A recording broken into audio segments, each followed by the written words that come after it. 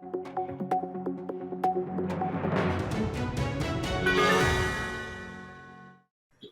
hello, I want to welcome everybody to our COVID-19 daily update.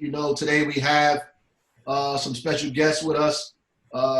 We have Commissioner Marcus Hicks, New Jersey Department of Corrections, Phil Elijah, who is the County of Essex Chief of Staff, Warden William Anderson, Essex County Department of Corrections.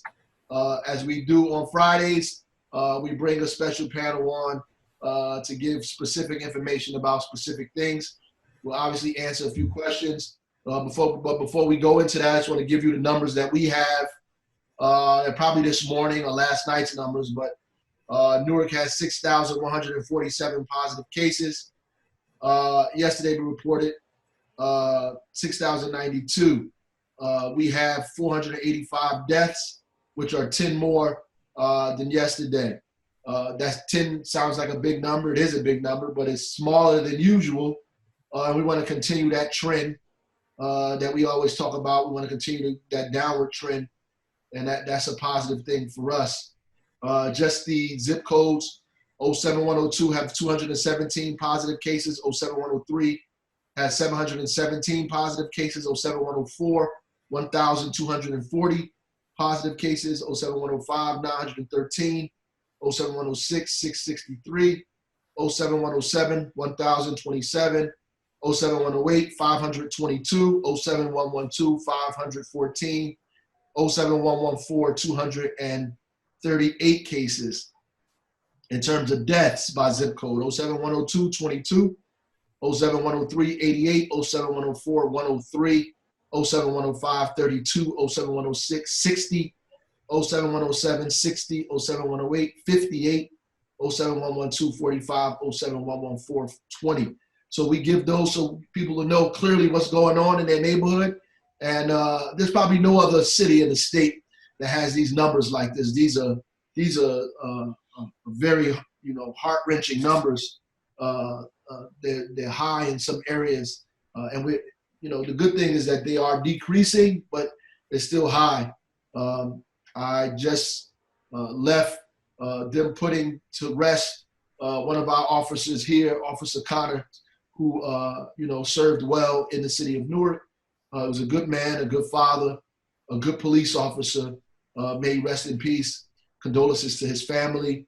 COVID has taken some very good folks from us. So that being said, I want to allow Commissioner Hicks just to give an brief update on what's going on based on your perspective in terms of Department of Corrections and your response to COVID-19.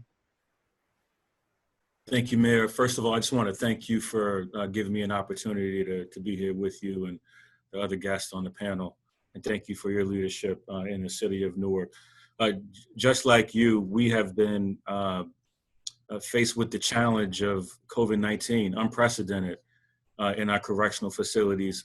I just want to take a couple minutes to talk about some of the things that we put in place to mitigate the spread of COVID-19 in our facilities.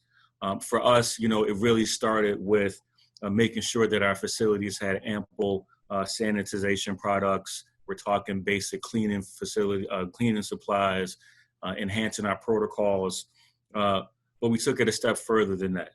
We made sure that everyone that was entering into our facilities underwent health screening. So that includes temperature scans, people outside taking people's temperature before they came in, COVID-19 screenings. We made sure that we were quick to implement those. Everyone that's coming into our facilities and everyone inside of our facilities have been issued masks, surgical masks, that's staff and our population inside.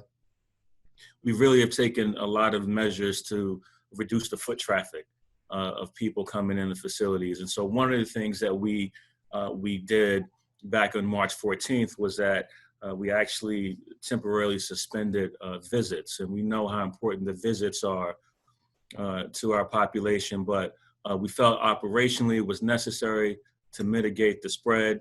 But we also did things such as, in the alternative, we made sure that our folks had additional access to the phones, postage, free of charge, of course, to them as a way to make sure that their connection with the loved ones maintained. We had to modify group activities. So dining, recreation, our programming. You can't do things in communal settings when you're trying to practice social distancing. So we've had to implement those in our facilities. And of course, just recently we announced the largest statewide universal testing initiative in New Jersey right now. Universal testing, starting with our inmates who are in medical quarantine and medical isolation units to ensure that we get a firm grip on what's taking place. And so that, in addition to Executive Order 124 that the Gov signed, a few weeks ago, giving us the authority to release people on emergency medical home confinement. And so we are knee deep in that process of reviewing eligibility list and having people being released on home confinement when appropriate. So those are some of the things that we're doing and we have done to try to mitigate the spread. Of course, it is a challenge, but we're continuing to work hard to make sure that we do the best we can to protect folks. Thank you, Commissioner. This time I'm allowed Chief of Staff Phil Elijah from County to give comments. First of all, Mayor, I think it's very appropriate that you have this panel on today. Warden Anderson from Essex County, Commissioner Hicks. This is National Correction Officer Week, Employee Week in the country. And, we often talk about the heroes in the medical profession, in the people who are making sure that we can buy groceries.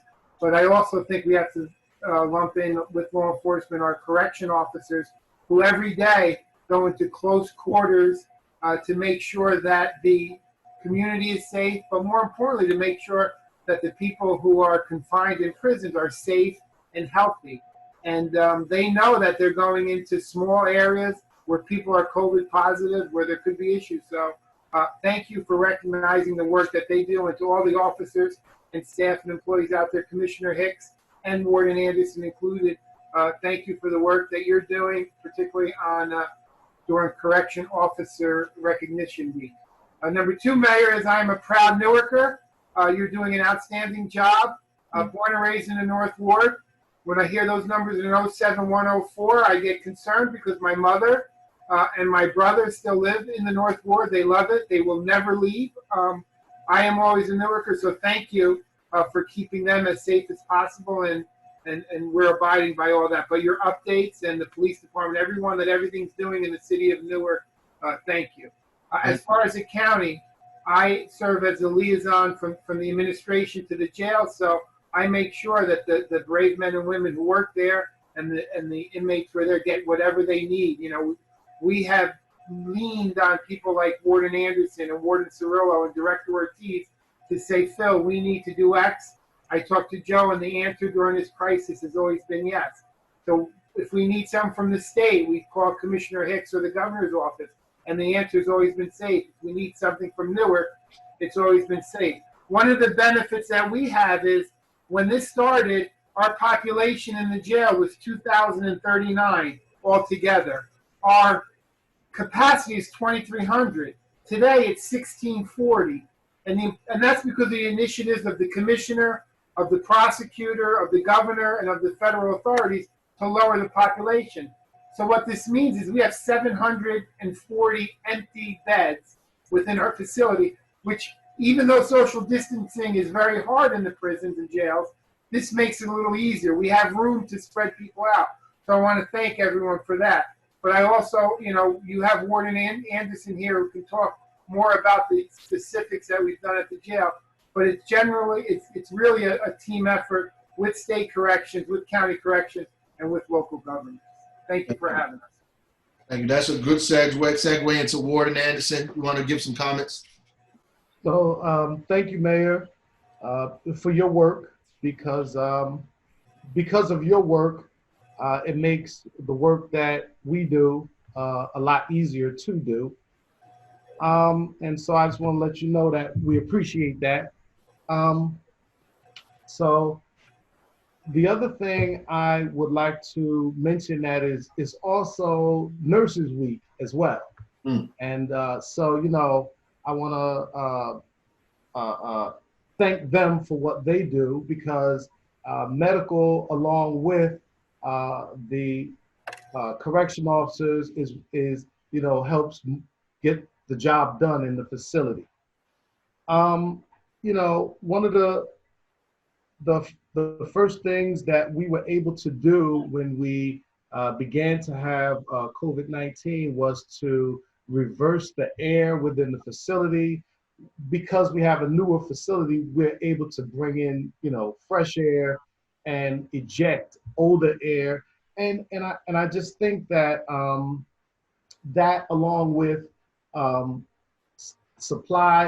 getting supplies in advance, and making sure that we had what we need moving in, was are a big help to why we're where we're at. And for that, I'd like to thank the county exec and Phil Elijah for, you know, what they do. Can I go over some specifics, Mayor, what we've done there? So we know we had some of the same issues that Commissioner Hicks had at the state. So we immediately recognized we had to stop visits. So we immediately recognized that that's a very important part for loved ones and family members to come see. So when we stopped visits, we instituted a free 10-minute phone call every day for every detainee or inmate in our facility, so that they can stay in touch with their family members. We did not have video visitation, which is something that a lot of jails and prisons across the country are going to. Immediately, Warden Anderson reached out to our vendors, and it's taken a while, but we have begun installing video visitation capabilities.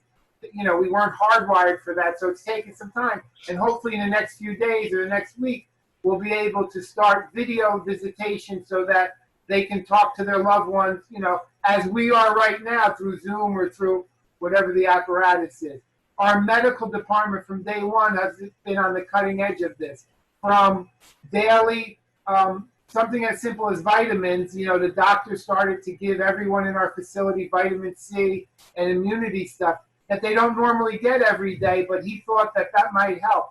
So he's ordered Pepsid, which if you read right now, Pepsid, they're saying may help. So we're starting to give anyone who may have a fever or something Pepsid.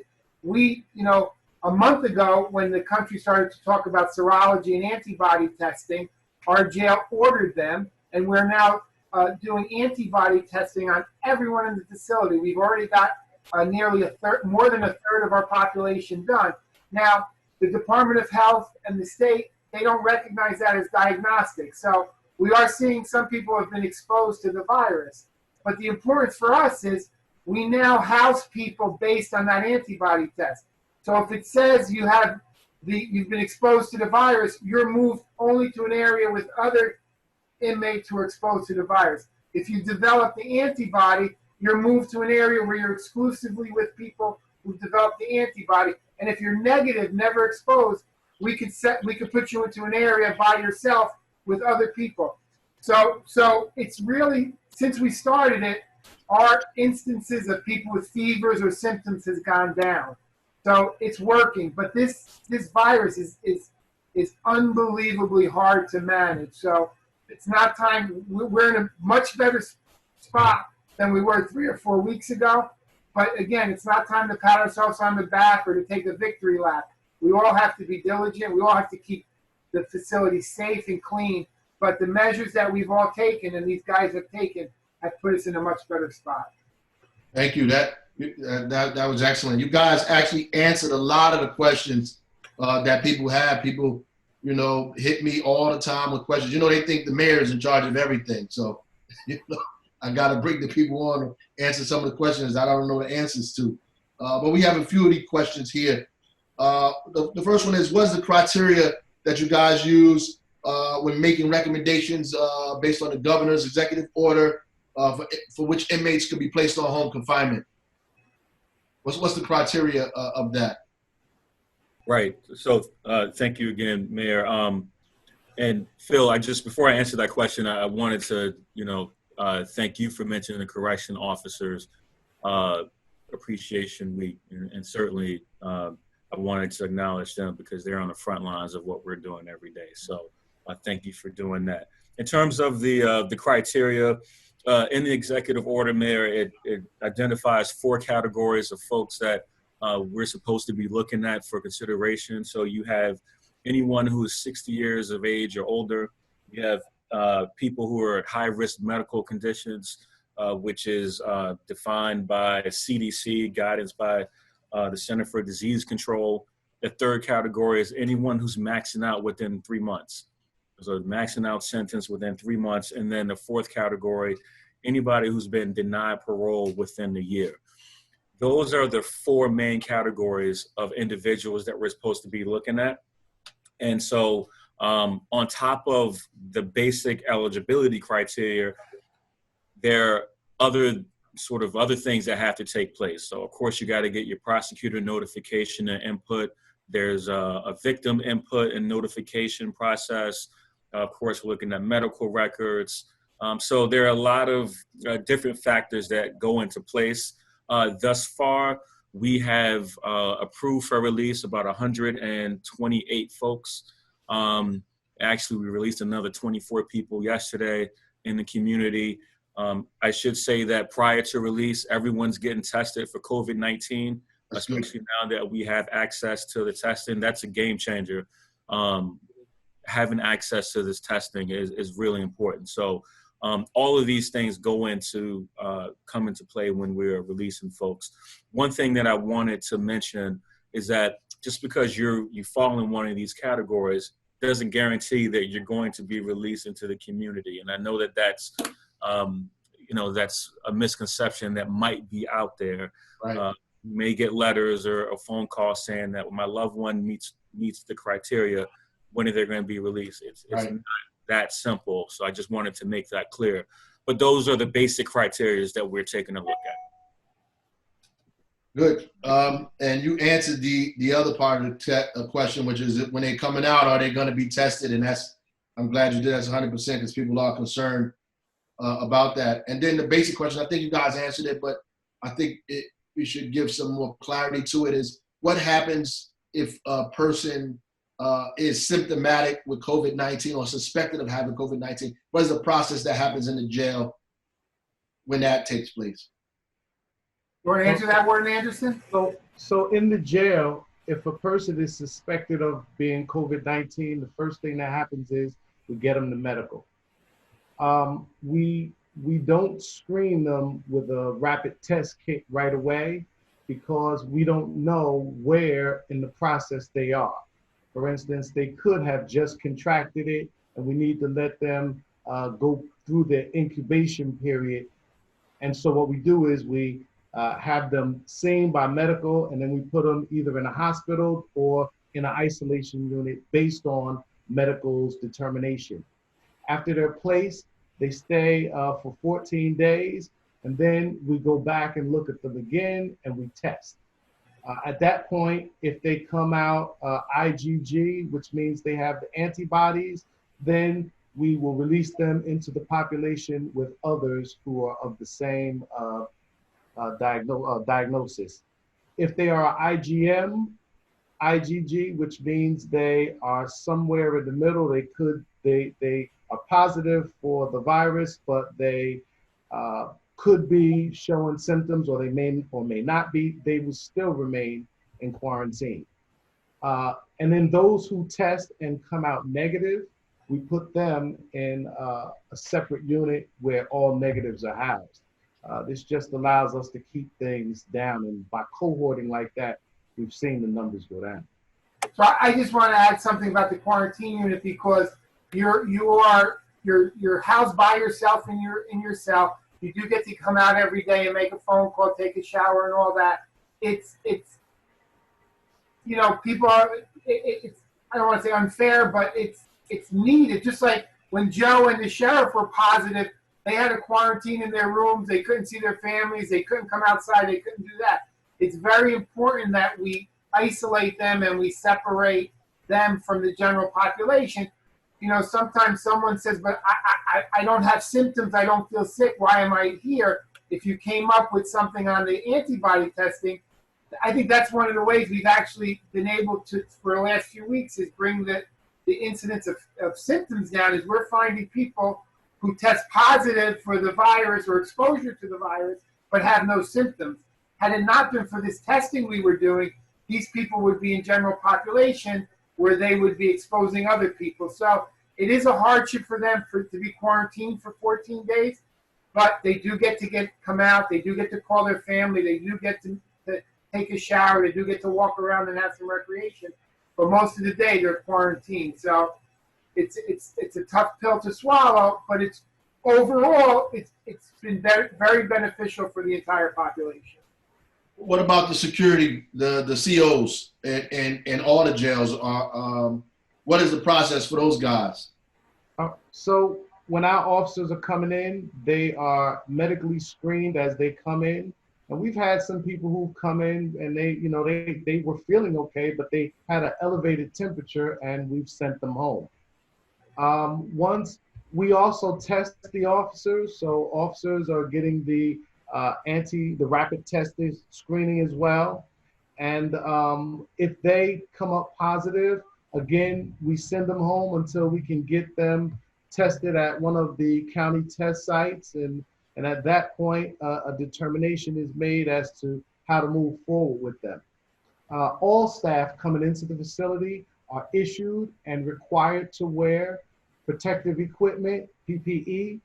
They're issued a mask and gloves. And, every staff member comes in through one entrance and they're all checked daily. And so, that's helped us. From the mayor, from the just quickly on the state system, again, we have medical quarantine and medical isolation areas as well. And again, now with the access to testing everyone that's going to be in those areas and eventually testing all of our population is going to be key. Regarding the staff, similar protocols, as I mentioned, temperature scans, masks. We also have N95 masks, which we know are in demand, and that we've had a supply of those that we issue to our folks if they are dealing with those that are suspected to be COVID positive, again, to protect them. And one of the things that we just announced a few days ago is non-congregate housing for our staff specifically. So these are folks who, if they have contact with someone who may have COVID-19, instead of going home, we've set up shelters through our partnerships with hotels, so they can go and shelter in place at a hotel instead of going home and bringing that, potentially exposing their loved ones to COVID-19. So that's something that we're proud of. We just announced that a couple days ago, just as another measure we put in place to protect our folks. So just to recap, everybody in the prison system will be tested. That is correct. Right, because a lot of questions are saying, how can I be tested? Everybody is going to be tested. That's a good. So what about people's routine health appointments? Are they being maintained, or are they suffering?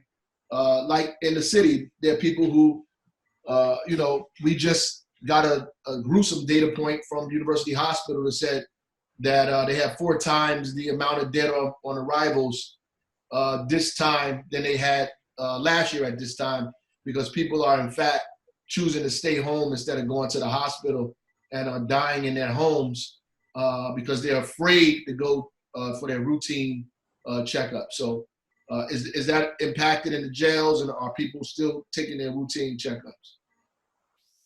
So Mayor, we've had some issue. We've had some medical staff who have gotten sick from COVID-19.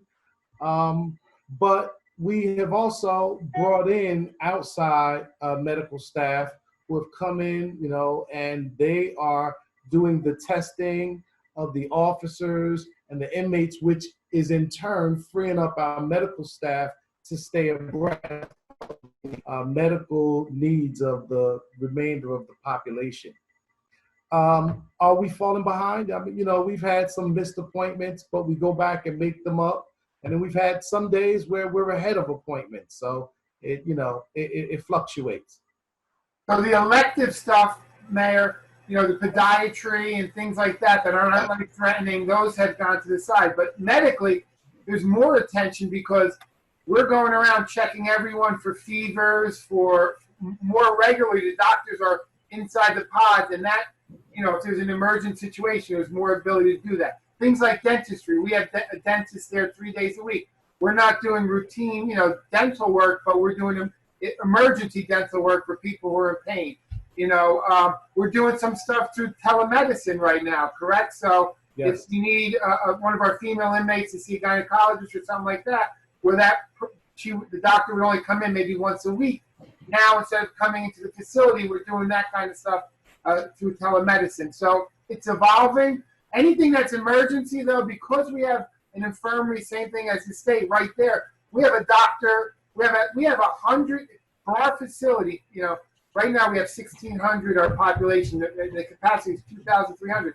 We have 125 medical staff that works for CFG that provides medical attention in our facility. So I don't want it to sound.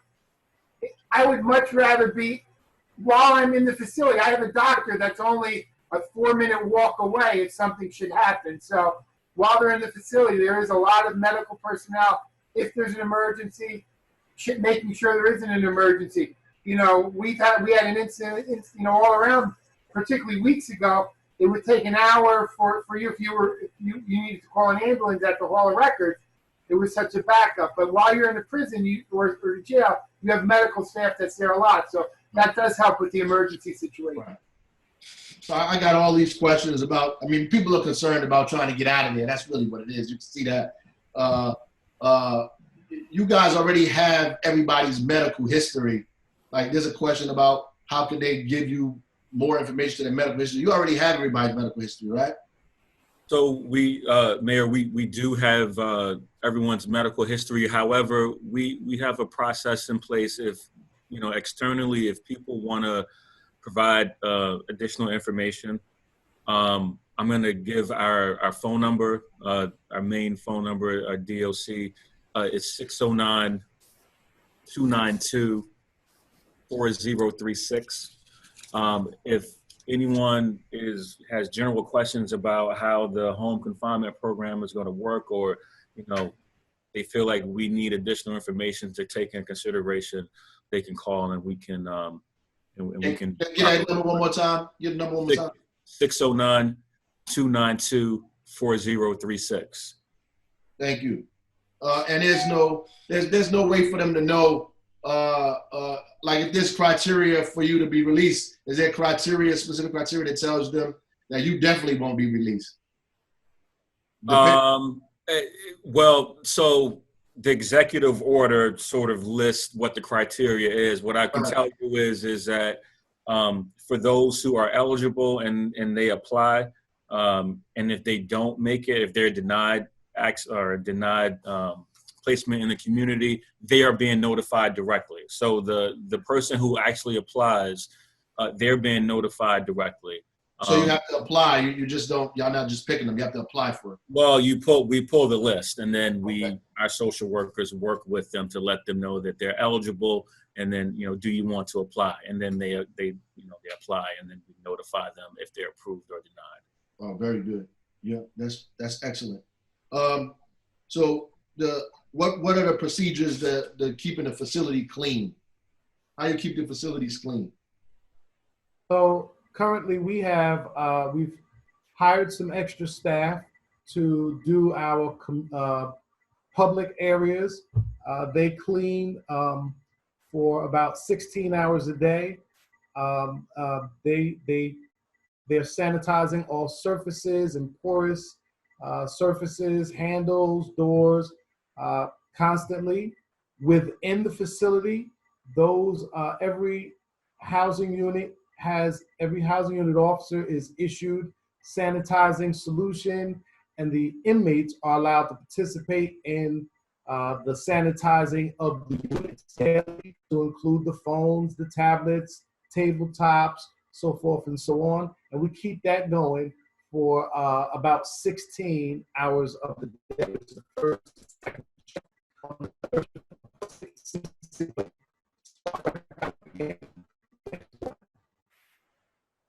So the other thing that we keep hearing, we keep getting emails or reports that, oh, there's no soap or hand sanitizer. They have no access to soap. So I did an inventory with our warehouse people. We have right now, because we ordered very early, 17 months, a year and a half's worth of soap in the warehouse.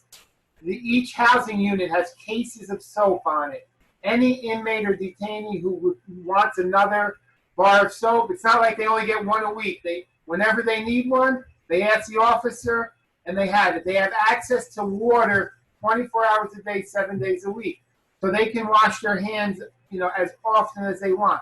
The inmates do not get hand sanitizer because that's a safety concern with the alcohol and all that. And the CDC recommends that the best way to alleviate COVID-19 is to wash your hands with soap and water. It's actually better than hand sanitizer. Hand sanitizer is when you're out in your car in the park and you don't have access to soap and water. So I just want everyone out there to know that whenever anyone in the facility needs soap, all they have to do is ask the officer. We've instructed the officers. The wardens have gone from pod to pod, dorm to dorm, making sure that there's soap available, educating the officers and the inmates. You can have as much soap as you need. When you run out, get another one. Typically, if they have more than 4 bars, we haven't bothered anyone. If you've assembled 7, 8, 9 bars of soap, you're free to keep them, and we're not going to bother you for that. So that has not been an issue. But that's something that people hear about and are concerned about. That's just not true. And similar at the state level too, Mayor, in terms of access to so we do allow access to sanitizer. It's the same, again, not alcohol based, but we do allow inmate access to that. We have that enhanced protocols with our cleaning and sanitization procedures as well. And the last thing, because I do have to jump off, Mayor, I just wanted to, if I could, give our web address if anyone has any questions about what we're doing, DOC's response to COVID-19 on anything. You can go to www.doc.nj.gov. Thank you. That actually brings us to the end of the questions. I usually end by giving a couple of shout outs to people who have been helping us throughout the thing. So you guys could hang around and listen, or, I know you're busy. You can do what it is that you have to do for the rest of the day. I just appreciate you for coming on and giving this information. It's very valuable information that people have been asking for in our city. So I appreciate the work that you guys are doing. Keep up the great work, keeping our people safe. Mayor, can the warden give the phone number if anyone has a question? I know that we have a DOC number, an Essex County number, Warden. Yep. You're on mute, Warden. You're on mute. Go ahead. That would be 973-274-7761 or 7762. And you can go to the county, EssexCounty.org, if you have any, the county executive's webpage or website to get information, and you can reach out to us, and we'll get the messages to to the jail. Again, Mayor, thanks for having us on Corrections Officers Week, and thank you, Commissioner Hicks and Warden Anderson, for the great job you're doing. Appreciate y'all. Thank you. Thank you for being on. Mayor, I inadvertently gave the wrong website, so I just wanted to clear that up for folks. It happens sometimes. It's www.njdoc.gov. Okay. Okay. Thank you. All right. Thank you, everybody. All right, y'all. Appreciate you being on. Thank you for being here with us. Just want to shout out a couple of people. Milky Nikki, appreciate the information about the mask. Obviously, if you're not around people, you don't have to wear the mask if you're not around people. You're in your car by yourself. You're walking down the street by yourself. You're in your house and you're not positive without family. You should not be wearing a mask. You want to be safe, but also you want to use your common sense, folks. Thank you, Jockey 9989, always. Letitia, thank you for the prayers. Life After Losses, thank you for reposting. Progression 817-8717. We're going to keep up the conversation, brother. Appreciate your interest and your engagement. Weber 9787, thank you. Kenny 3674, appreciate you. Tim Raposa, thank you for your support. Mayor LIP, continue doing what you're doing out there. Tonya Champagne, appreciate the memories in the picture. Appreciate that. Binka, appreciate you. Fez the Caps, hold the line. Stay out there doing what you're doing. Nikki, the principal, University High School, doing big things over there. Just want to end by reading something that Queen B put up. She is one of our frontline folks who always keeps us posted on what's going on in the hospitals from nurses and healthcare practitioners' perspective. I think she wrote something that she wanted me to read instead of my poems that I read. She wants me to read this. But I'm going to read it. I don't think she wants me to read it out loud, but I chose to read it. It says, good morning, friends and family. I hope all is well. I just want to say if 2020 has not taught you anything, then you're not paying attention. I have seen families bonding more often than not. Prayer warriors extending their knowledge of the Lord with all of us. COVID-19, you came, you have taken, you have broken families and taught us all that nobody is untouchable. But it's time for you to go, and not just from here, but back to hell where you belong. I will continue to push and help all I can during this time. My God is an awesome God. I am far from perfect, but the one thing I know is prayer works in numbers. God is omnipresent. He sees all and hears all. I love you guys, and please, people, don't sleep on this devil they call COVID. Romans 8:28, and we know that in all things God works for the good of those who love him, who have been called according to his purpose. Thank you, Queen B, 911, for those words. And hang in there in the hospital. The people need you. The families need you. We need you in the city. God bless y'all. Godspeed. Have a safe and productive weekend. Thank you, fellas, for hanging around. Thank you.